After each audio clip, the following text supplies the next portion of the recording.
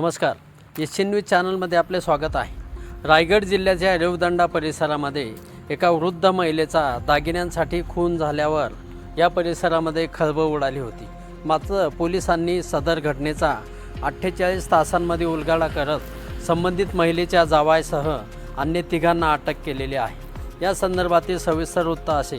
मौजे टेकाळकर आळी चोळ तालुका अलिबाग येथे एकट्या राहणाऱ्या मंदा प्रमोद म्हात्रे यांचा 28 जानेवारीला सकाळी त्यांच्याच घरामध्ये खून करण्यात आल्याची घटना घडली होती।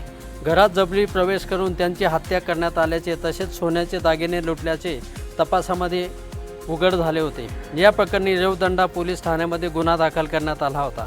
पोलीस अधीक्षक आंचल दलाल यांच्या मार्गदर्शनाखाली विशेष तपास पथकांनी तांत्रिक आणि सायबर विश्लेषणाच्या आधारे तपास करत 4 आरोपींना अटक केली।